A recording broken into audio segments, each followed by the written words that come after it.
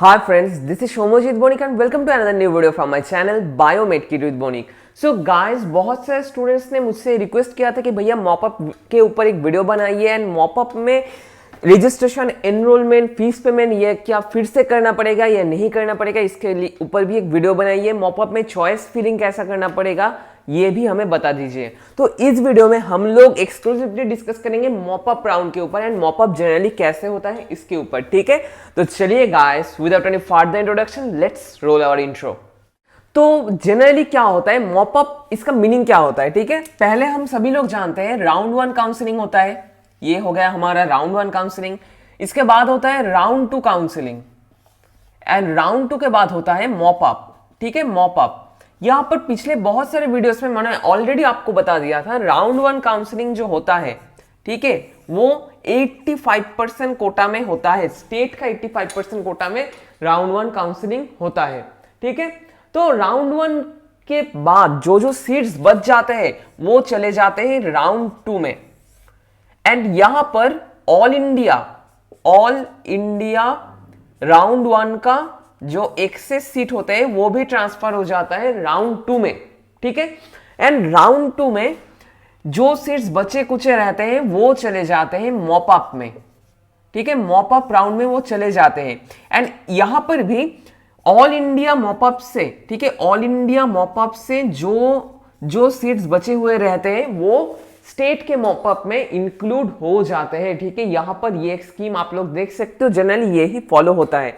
तो मॉपअप में कौन कौन सा सीट यहां पर रहता है, R2 मतलब round 2 of state counselling and all India का मॉपअप राउंड का जो एक्सेस सीट्स और बचे कुछ सीट रहते हैं वो मॉपअप में ट्रांसफर होते हैं। मॉपअप राउंड से पहले एक सीट मैट्रिक्स निकाला जाता है जिससे आप लोग समझ सकते हो कैटेगरी वाइज, ठीक है, कैटेगरी वाइज कॉलेजेस में कितना सीट अभी भी वैकेंट है, ठीक है। ये एक इंपॉर्टेंट डेटा एंड फैक्ट था जो आपको जानना जरूरी था।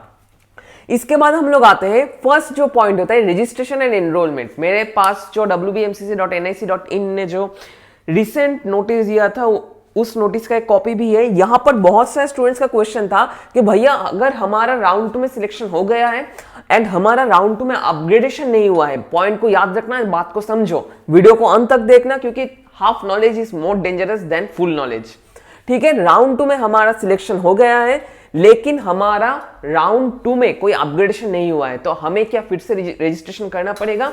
ऑब्वियसली नहीं, आपको कोई भी रजिस्ट्रेशन नहीं करना पड़ेगा। यहां पर मैं तो नो रजिस्ट्रेशन ये पॉइंट में लिख दे रहा हूं, नो रजिस्ट्रेशन, ठीक है, नो रजिस्ट्रेशन, ठीक है।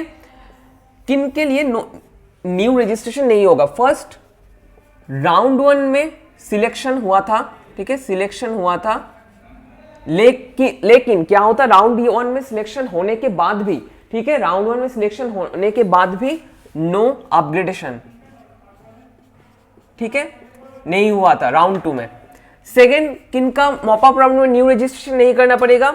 जिनका राउंड 1 में, ठीक है, राउंड 1 में क्या किया था उन्होंने? फीस पेमेंट कर दिया था, फीस पेमेंट कर दिया था लेकिन उनका कोई कॉलेज नहीं हुआ है, कॉलेज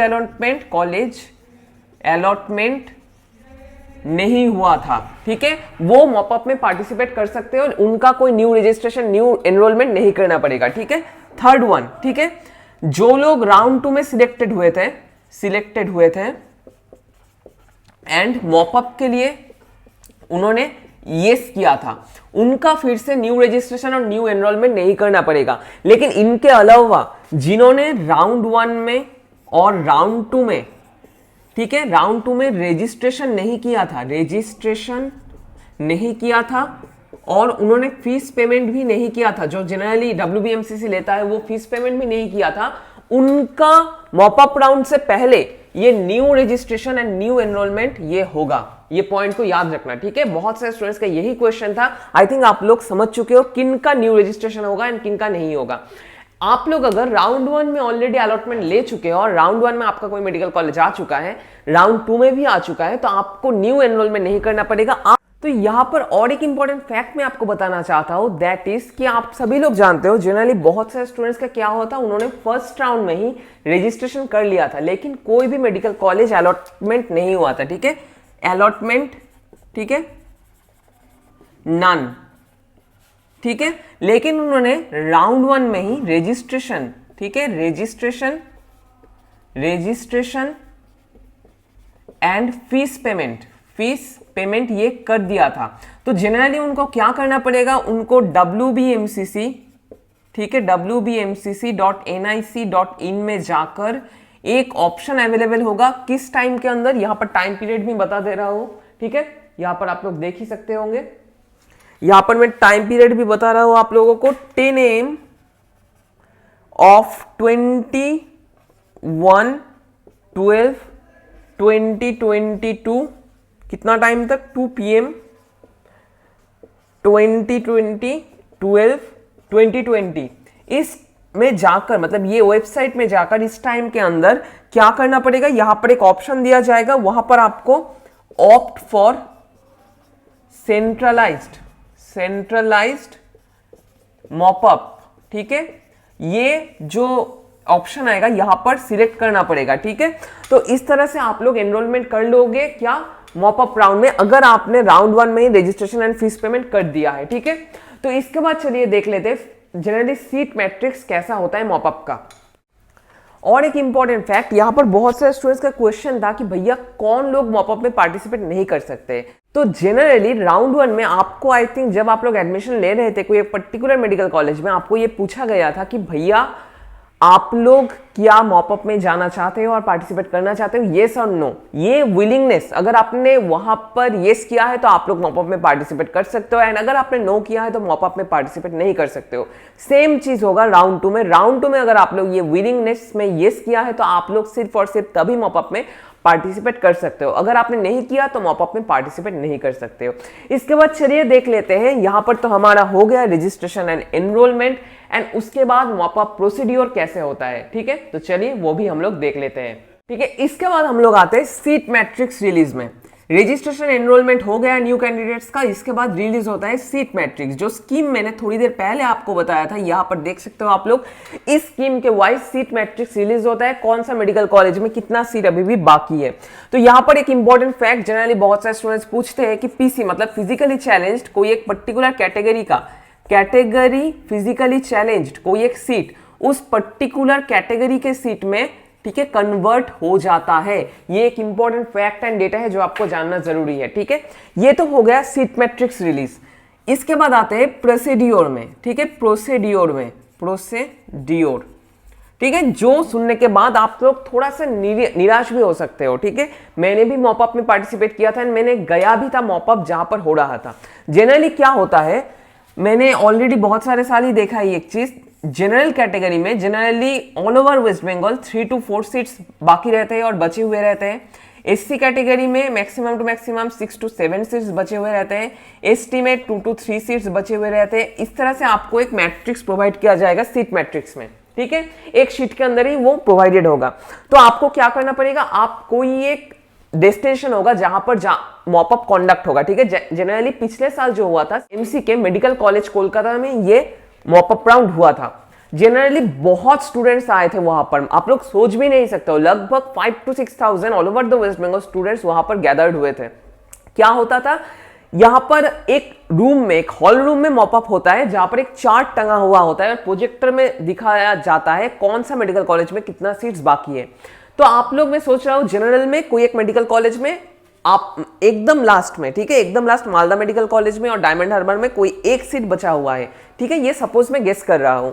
तो जनरली क्या होता है, रैंक 1 to रैंक 100 ये एक लॉट बुलाया जाता है रूम के अंदर कि आप लोग यहां पर आकर बैठो, आप लोग अगर कोई लेना चाहो, आपका रैंक अगर अच्छा है तो आप लोग ले सकते हो, कुछ इस तरह से, ठीक है। जनरली क्या होता है, एक एग्जांपल ही देता हूं मैं। सपोज मैं सोच रहा हूं कोई जनरल कैटेगरी में एक सीट बचा हुआ है मालदा और डायमंड हार्बर में, मालदा और डायमंड हार्बर में एक सीट बचे हुए हैं। तो जनरली क्या होता है, मॉपअप रूम के अंदर और हॉल के अंदर जनरली बुलाया जाता है 24K to 25K के अंदर जो स्टूडेंट्स है उनको मॉपअप हॉल में बुलाया जाता है।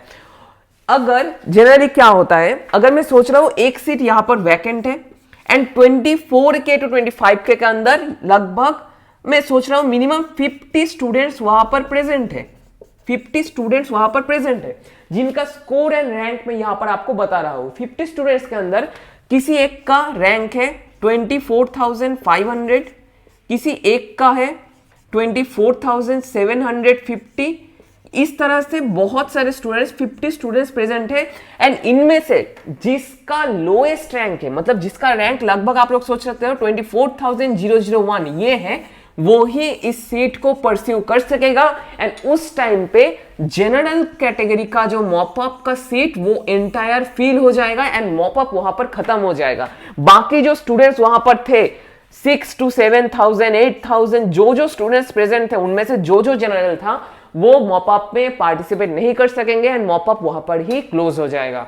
यही होगा जनरल के लिए क्लोजिंग रैंक। ये तो हो गया जनरल के लिए। एससी कैटेगरी के लिए क्या होता है, मैं सोचता हूं एससी कैटेगरी के लिए यहां पर 2-3 सीट्स बचे हुए हैं, ठीक है, कोई एक पर्टिकुलर मेडिकल कॉलेज में 3 सीट्स बचे हुए हैं। यहां पर जो ये एससी कैंडिडेट्स को बुलाया जाता है, इनमें से जो 3 स्टूडेंट्स का रैंक लोएस्ट होता है वही मॉपअप का सीट फिल अप कर देते हैं एंड वहां पर एससी कैटेगरी का मॉपअप ये क्लोज हो जाता है एंड एससी कैटेगरी का कट ऑफ भी क्लोज हो जाता है। आई थिंक आप लोग समझ रहे हो कैसे होता है। मैं क्यों कहता हूं हर एक स्टूडेंट को कि मॉपअप ज्यादा फायदेमंद नहीं होता, इसका भी रीजन है। मैं सोच रहा हूं ये जो 25K to 30K के अंदर जो स्टूडेंट्स जा रहे हैं और यहां पर जनरल कैटेगरी में 24K to 25K के अंदर जो स्टूडेंट्स जा रहे हैं, तो क्या ये स्टूडेंट्स तो ऑलरेडी कोई एक पर्टिकुलर मेडिकल कॉलेज में एडमिशन ले चुके हैं। तो पर्टिकुलर मेडिकल कॉलेज में एडमिशन लेने के बाद इनका क्या होता है, थोड़ा सा अपग्रेड हो जाता है एंड पीछे वाला कोई एक मेडिकल कॉलेज का एक सीट वहां पर वैकेंट हो जाता है एंड वैकेंट होने के बाद वहां पर पीछे से कोई एक ही स्टूडेंट एंट्री ले सकता है। तो यहां पर बहुत सारे स्टूडेंट्स का क्वेश्चन होता है, मैं यहां पर बता रहा हूं आप लोगों को, ठीक है, डस्टर नहीं है, थोड़ा सा ये पोछा ही लगा रहा हूं बोर्ड में, so don't think too much about it. तो प्रोसीड्योर में और एक इंपॉर्टेंट फैक्ट बताना चाहता हूं, बहुत सारे ऐसे भी स्टूडेंट्स होते हैं जिनका मार्क्स इस साल क्या है, जिनका मार्क्स इस साल 554 है, 560 है एंड उनका रैंक कितना है 40,000, 48,000 एक्सेट्रा एक्सेट्रा। तो भाई साहब आपको मैं एक ही चीज कहूंगा, अगर आपका इतना रैंक है आपका मॉपअप में सिलेक्शन होने का चांस बहुत कम है, क्योंकि अगर 39,001 आपके सामने चले आता है तो ऑब्वियसली आपका सिलेक्शन नहीं होगा। मैं जानता हूं थोड़ा सा परसेंटेज होता है सिलेक्शन होने का, लेकिन वो परसेंटेज मुझे जो लगता है बहुत 0.0001% होता है। एंड जनरल कैटेगरी की बात कहो आप लोग तो स्टेट गवर्नमेंट एमबीबीएस के लिए, स्टेट गवर्नमेंट एमबीबीएस के जो सिलेक्शन होता है वो मॉपअप के थ्रू होने का चांस बहुत कम है। अगर आप लोग कोई एक प्राइवेट मेडिकल कॉलेज में एडमिशन लेना चाहते हो और प्राइवेट मेडिकल कॉलेज में जाना चाहते हो, स्टेट कोटा नहीं प्राइवेट मैनेजमेंट कोटा में, तो जनरल, एससी, एसटी कैटेगरी के लिए आप लोग थोड़ा सा चांस ले सकते हो मॉपअप में। लेकिन अगर आप लोग स्टेट गवर्नमेंट एमबीबीएस में एडमिशन लेना चाहते हो और state quota private medical colleges में एडमिशन लेना चाहते हो तो mop up is not a suitable way. यहां पर और 2 क्वेश्चन जो आता है, बहुत सारे स्टूडेंट्स करते हैं कि भैया अगर हम लोग मॉपअप में पार्टिसिपेट ना करना चाहे तो हमारा क्या अलॉटमेंट रह जाता है राउंड 2 का। ऑब्वियसली अगर आप लोग मॉपअप में पार्टिसिपेट नहीं कर सकते हो तो आप लोग ना भी कर सकते हो, ठीक है, आप लोग नहीं भी जा सकते हो, आपका जो पुराना अलॉटमेंट है राउंड 2 का वो ही आपके पास रह जाएगा। ये चिंता का कोई बात नहीं है कि राउंड 2 का जो अलॉटमेंट हुआ था वो कैंसिल हो जाएगा, ठीक है, ये एक इंपॉर्टेंट फैक्ट था। एंड सेकंड क्वेश्चन जो बहुत सारे स्टूडेंट्स पूछते हैं, अगर बाई चांस मेरा मॉपअप में हो जाता है तो राउंड 2 का अलॉटमेंट का क्या होगा। तो यहां पर एक इंपॉर्टेंट फैक्ट मैं बताना चाहता हूं, अगर आपका मॉपअप में हो जाता है तो प्रीवियस जो अलॉटमेंट होगा वो कैंसिल हो जाएगा एंड न्यू मेडिकल कॉलेज में आप लोग जा सकते हो। जनरली यहां पर ऑलरेडी मैंने बता दिया 0.0001% होता है मॉपअप में होने का चांस, तो इसलिए मैं आपको कहूंगा आप लोग ट्राई कर सकते हो एक एक्सपीरियंस के लिए, ठीक है, ये आशा करके मत जाना कि ये हो जाएगा वो हो जाएगा। सिर्फ एक्सपीरियंस के लिए, एक प्रैक्टिकल एक्सपीरियंस के लिए आप लोग जा सकते हो, लेकिन मुझे जो लगता है मॉपअप में कोई भी फायदा नहीं होता है ज्यादा, ठीक है। ये एक इंपॉर्टेंट फैक्ट था जो आपको जानना जरूरी था। एंड डेंटल कॉलेजेस में भी सेम चीज अप्लाइड होता है, तो इस तरह से ही वो होता है। एंड अगर आपके सामने मॉपअप से पहले आप लोग देखते हो 5 to 6 स्टूडेंट्स है कोई एक पर्टिकुलर मेडिकल कॉलेज के लिए, तभी आप लोग ट्राई करना मॉपअप के लिए। ऐसा कभी मत करना कि आप लोगों का ह्यूज रैंक आप लोग पीछे हो एंड आप लोग मॉपअप में ट्राई कर रहे हो, तब आपका मॉपअप में कभी नहीं होगा। ये एक इंपॉर्टेंट फैक्ट एंड डेटा था जो आपको जानना जरूरी था, ठीक है। आई थिंक आपका जो क्वेरी था इस वीडियो के थ्रू मैंने सॉल्व कर पाया है। तो कमेंट बॉक्स में आपको अगर अभी भी कोई क्वेरी है तो नीचे कमेंट बॉक्स में कमेंट करना मत भूलना, आई विल ऑब्वियसली रिप्लाई। ठीक है, तो मॉपअप की चिंता में बैठकर ना रहो। एंड ऑब्वियसली अगर आप लोग नीट 2021 प्रिपरेशन करना चाहते हो तो ऑब्वियसली वो स्टार्ट कर दो, क्योंकि टाइम सिर्फ और सिर्फ 5 to 6 मंथ आपके पास बाकी है। आई थिंक आपका जो जो क्वेरी था इसके थ्रू आप लोग इंटायरली समझ चुके हो। एंड अगर आपके पास अभी भी कोई क्वेरी है तो नीचे कमेंट बॉक्स में कमेंट करना मत भूलना। आप लोग मुझे इंस्टा पे भी मैसेज कर सकते हो, फॉलो कर सकते हो @biomedkit, नीचे डिस्क्रिप्शन बॉक्स में लिंक दिया हुआ है। व्हाट्सएप में भी आप लोग ग्रुप में ज्वाइन हो सकते हो, नीचे डिस्क्रिप्शन बॉक्स में लिंक है। एंड अगर आप लोग नीट 2021 एस्पिरेंट्स हो तो टेलीग्राम ग्रुप को ज्वाइन करना मत भूलना, डिस्क्रिप्शन बॉक्स में लिंक प्रोवाइडेड है। आज सिर्फ इतना ही, नेक्स्ट दिन आऊंगा और एक इंटरेस्टिंग वीडियोस को लेकर। तब तक के लिए stay tuned with Biomed with Monik. And obviously पढ़े जाओ मॉपअप के ऊपर, मॉपअप के चिंता में ना रहो। अगर आप लोग नीट 2021 एस्पिरेंट्स हो तो obviously mop up will not define your destination, your destination will define by your hard work for NEET 2021। Thank you guys, next videos are coming very much soon.